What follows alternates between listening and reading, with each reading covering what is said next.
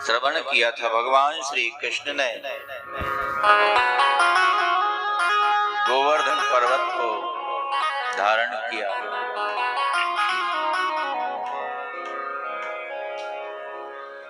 ब्रज की रक्षा की श्री कृष्ण ने। इंद्र आया और भगवान की स्तुति की ब्रज गोवर्धन की तलैटी में कि प्रभु क्षमा कर दो, मैंने आपका अपराध कर दिया। इंद्र अपने स्थान को स्वीकार करो, जाओ बैठो स्वर्ग में। तुमको अहंकार हो गया था कि त्रिलोकी का राजा मैं ही, मेरे से ही सृष्टि का संचालन होता है, इसलिए मैंने तुम्हारी पूजा नहीं होने दी और तुम्हारी पूजा की जगह गिरिराज का पूजा।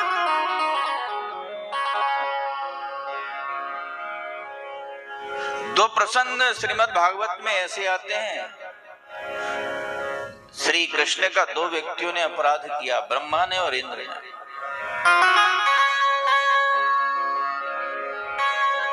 देखा जाए तो इंद्र का अपराध बड़ा दिखता है, क्योंकि सारे ब्रज को डुबो देने की इच्छा से वर्षा की उसने, नष्ट करने की इच्छा से वर्षा की। पर जब इंद्र ने स्तुति की तो भगवान ने उससे वार्तालाप किया, बोला उससे। और जब ब्रह्मा ने स्तुति की तो ब्रह्मा से वार्तालाप नहीं की श्री कृष्ण ने, एक शब्द भी नहीं कहा। जिससे व्यक्ति ज्यादा खफा होता है उससे बोलता नहीं है। बोल राधे राधे। पति पत्नी में झगड़ा हो जाए तो सबसे पहले बातचीत बंद हो। बोल राधे राधे।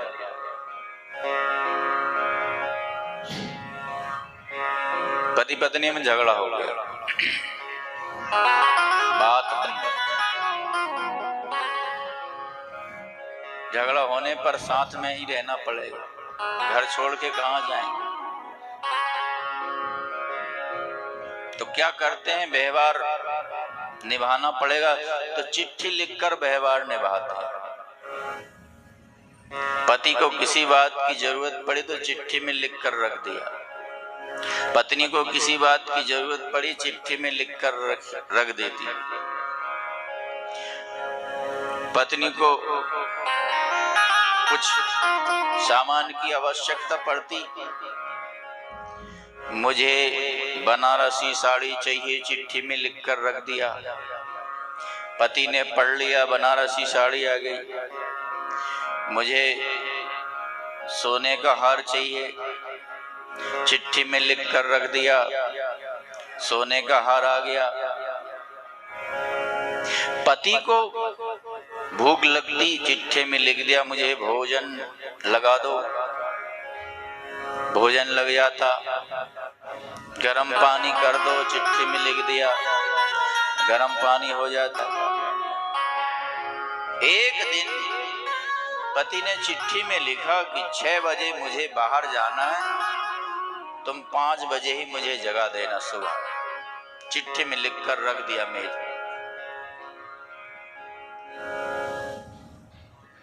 7 बजे नींद जगी उसकी, देखा रे 7 बज गए, झुंझलाया। मैंने तुमसे कहा था 5 बजे जगाने के लिए, क्यों नहीं जगाया मुझे? झुंझलाते क्यों? चिट्ठी में लिखा, पढ़कर देख लो, उसमें लिखा था 5 बज गए हैं, कृपया जग जाओ। जब लड़ाई होती तो सबसे पहले बातचीत बंद हो। इंद्र ने स्तुति की, भगवान ने वार्तालाप किया, और ब्रह्मा ने स्तुति की, ब्रह्मा से वार्तालाप नहीं किया श्री कृष्ण ने। इसका मतलब ब्रह्मा से ज्यादा गुस्सा है। क्यों? क्योंकि इंद्र ने अपराध किया तो सारे ब्रजवासी उनके सम्मुख आ गए, गिरिराज जी के नीचे सब लोग आ गए, भगवान से मिलना हो गया। और ब्रह्मा ने क्या किया? उनके बछड़े ग्वाल वालों को उनसे अलग कर दिया। तो जो भगवान से भक्तों को अलग करता है, भगवान उसके ऊपर ज्यादा क्रोधित हो जाते हैं। इसलिए ब्रह्मा से वार्तालाप नहीं किया, इंद्र से वार्तालाप किया। गोस्वामी तुलसीदास जी ने कहा, भगवान अपने अपराध से उतने नाराज नहीं होते जितने भक्त के अपराध से नाराज होते। गाय के बछड़े को कुछ करके देखो, छू कर देखो, पकड़ कर देखो, गाय कितने हुंकार करती है, मारती है, क्रोधित हो जाएगी। और गाय के बछड़े को प्यार करो, प्रेम करो, तो गाय भी समझ जाएगी कि मेरे बेटे को प्रेम कर रहा है। सुन सुरेश रघु नाथ सुभाष, सुन सुरेश रघुनाथ सुभाष, सुन सुरेश रघुनाथ सुभाष। निज अपराध रिसाही न ताऊ, निज अपराध रिसाही न ताऊ, निज अपराध रिसाही न ताऊ, निज अपराध रिसाही न ताऊ। जो अपराध भगत कर करई, जो अपराध भगत कर करई, राम रोष पावक सुजरई, राम रोष पावक सुजरई।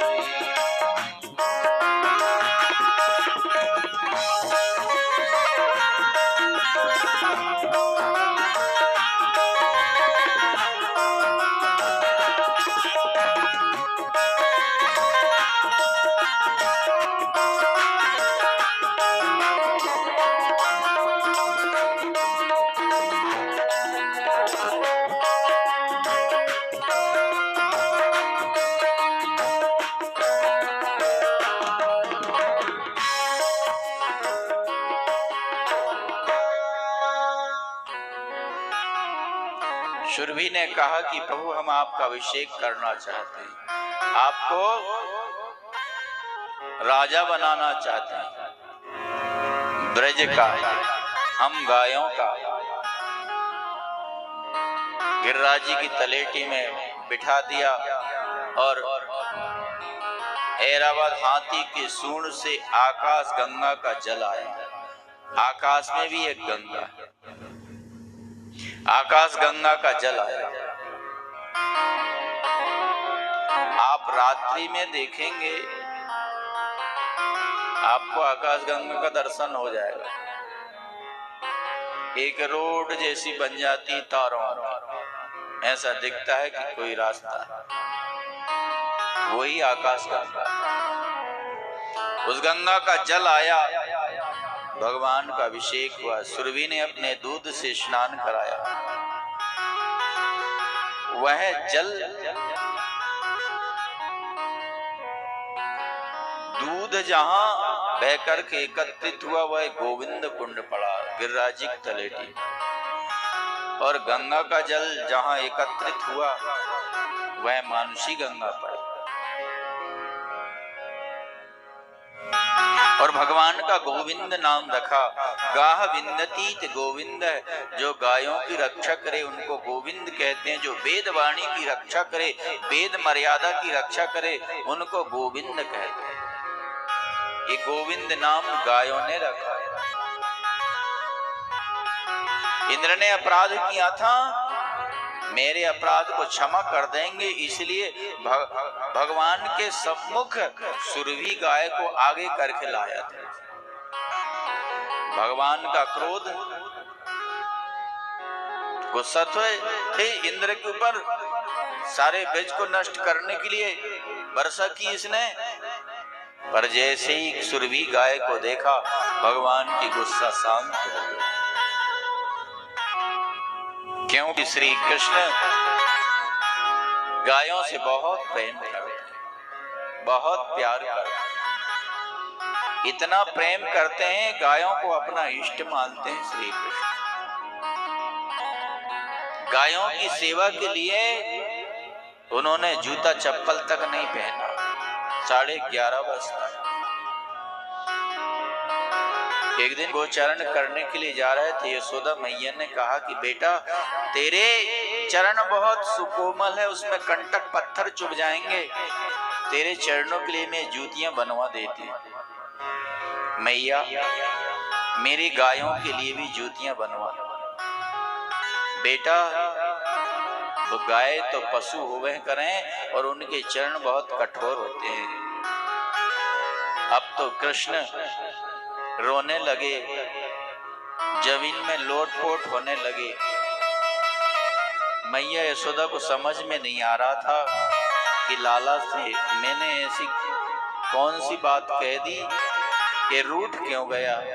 लाला, तू बता तो, किस बात पर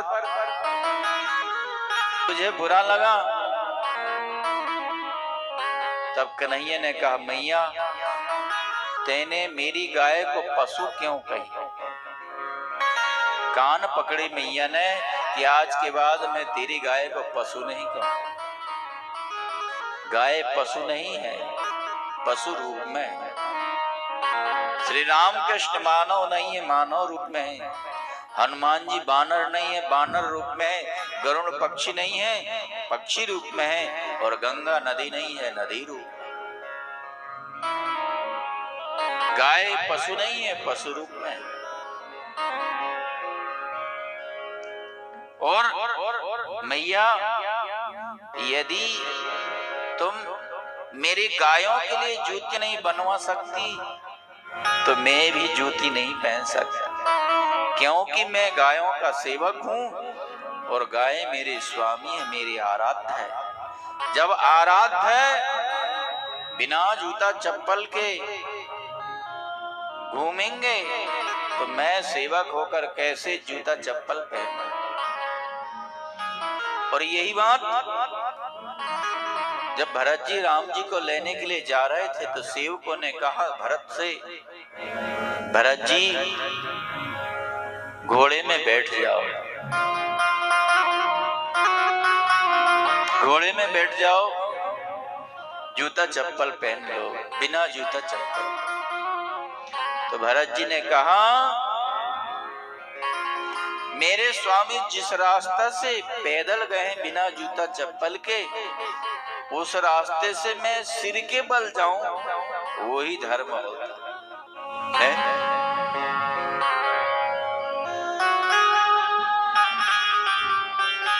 सिर भर जाऊं उचित यस मोरा,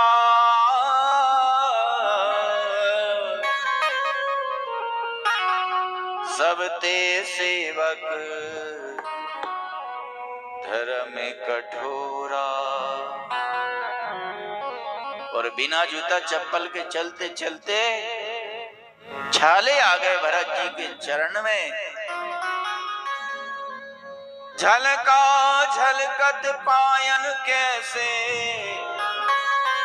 पंकज कोस कोस कन जैसे। छाले पड़ जाते।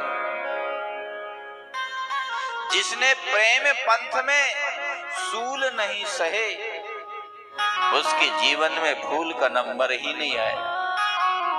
भरत जी ने प्रेम पंथ में सूल सहे हैं तो आगे सुमनमय मार्ग हो गया।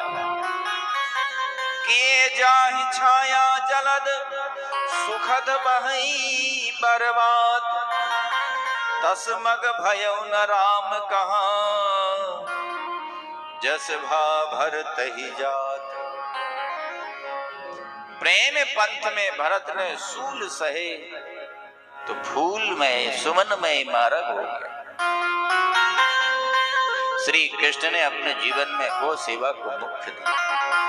श्री कृष्ण ने 11.5 वर्ष तक कुछ नियमों का पालन किया, जूता चप्पल नहीं पहने। आज भी बहुत से संत ब्रज में बिना जूता चप्पल के चलते हैं। हमारे आराध्य ने यहाँ जूता चप्पल नहीं पहना तो हम कैसे थे। श्री कृष्ण ने छाता नहीं लगाया, छाता नहीं लगाया। वर्षा हो रही है, धूप पड़ रही है, छाता नहीं लगा। सिले वस्त्र नहीं पहने और बाल नहीं करवाया और बंसी के अलावा अस्त्र शस्त्र नहीं धारण किया। बंसी ब्रज में ही आप देखेंगे कृष्ण की। मथुरा में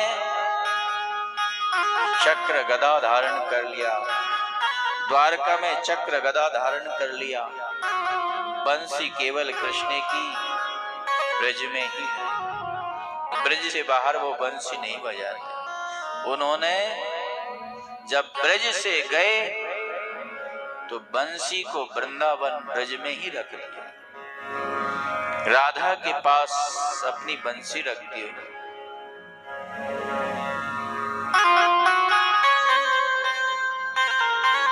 श्री कृष्ण की बंसी ब्रज में। इसलिए हमारे ब्रज की उपासना जो है, दो भुज बंसीधारी की उपासना है। और जैसे ही ब्रज से गए भगवान चतुर्भुज रूप से हो गए।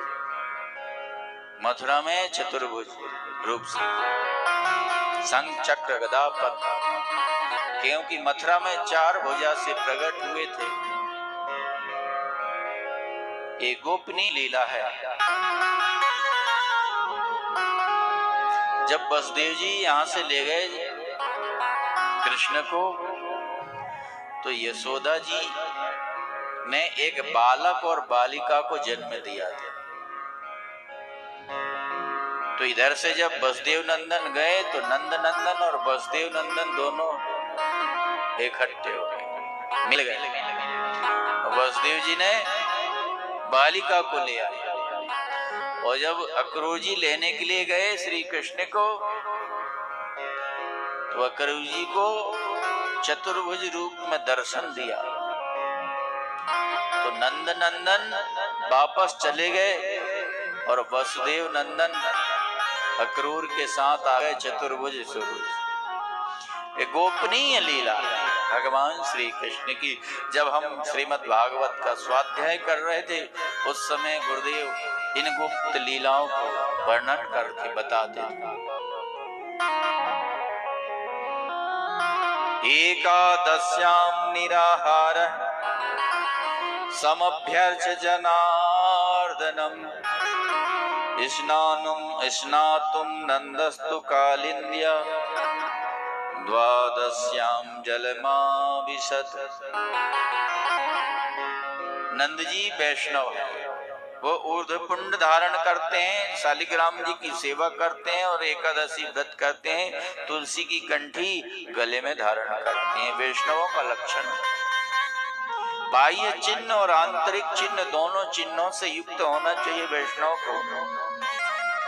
आंतरिक चिन्ह दया, तितिक्षा, ज्ञान, वैराग्य आदि इन चिन्हों से युक्त होना चाहिए। और बाह्य चिन्ह मस्तक में तिलक, गले में तुलसी की कंठी, छोटी हो और सात्विक स्वरूप हो।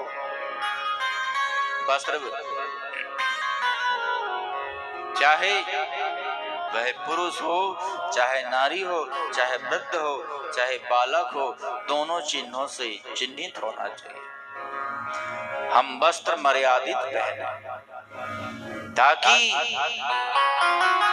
किसी की वृत्ति हमको देख करके गलत ना हो। मर्यादित वस्त्र पहने, यही हमारा सनातन धर्म है। क्योंकि वस्त्र जो होते हैं हमारी मर्यादा ढकने के लिए होते हैं। मर्यादा को मर्यादित रूप से शरीर को दिखाने के लिए वस्त्र नहीं होते, इसलिए हम मर्यादित रूप से वस्त्र पहने। सात्विक रूप से हम रहेंगे तो हमारी वृत्ति सात्विक बनेगी, देखने वाले के मन में भी सात्विक वृत्ति बनेगी और हम बहुत सारे गलत कामों से बच जाएंगे। एकादशी व्रत किया नंद जी ने और द्वादशी तिथि में अभी स्नान करने का मुहूर्त नहीं था और जल में प्रविष्ट होकर स्नान करने लगे। क्या उनसे गलती हुई?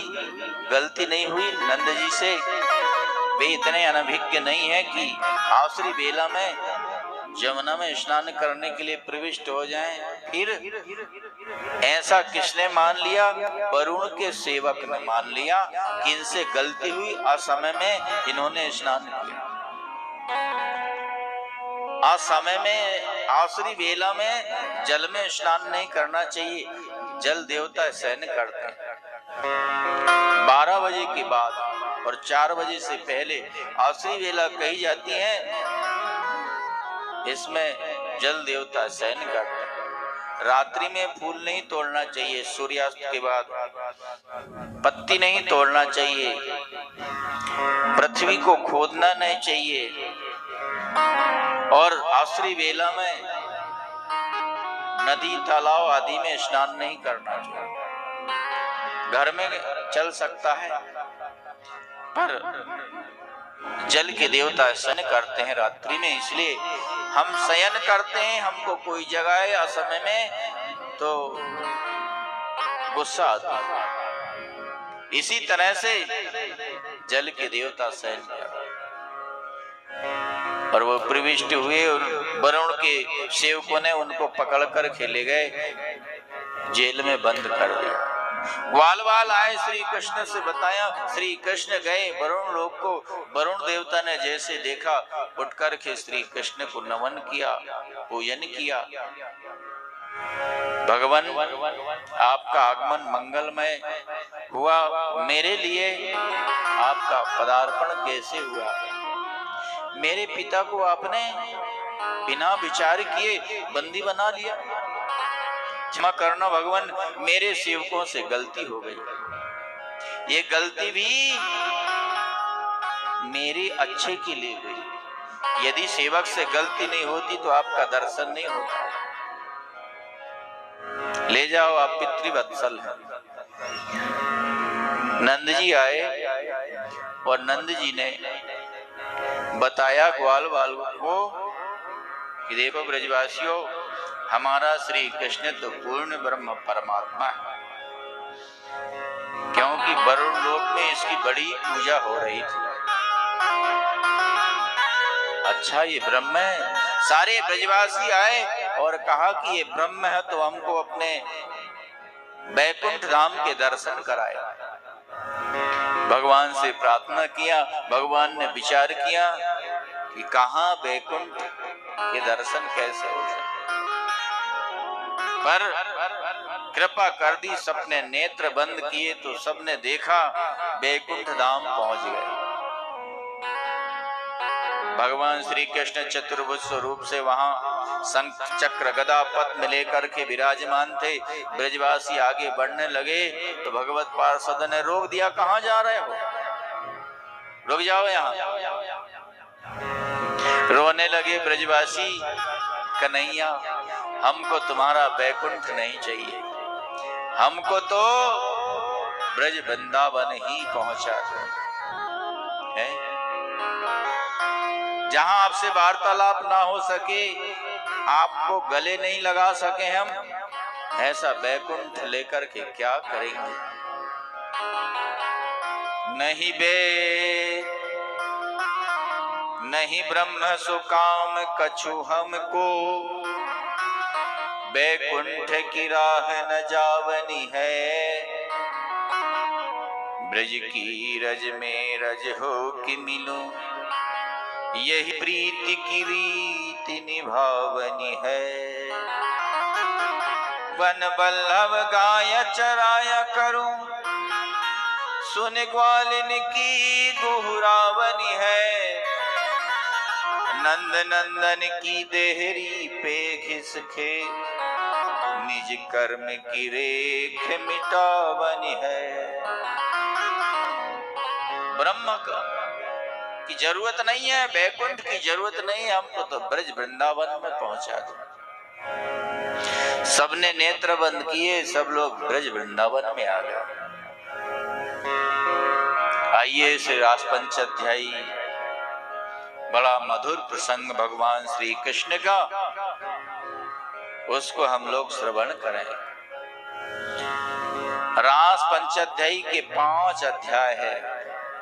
ये श्री कृष्ण के प्राण स्वरूप है, श्री कृष्ण के प्राण है ये रास पंचाध्यायी।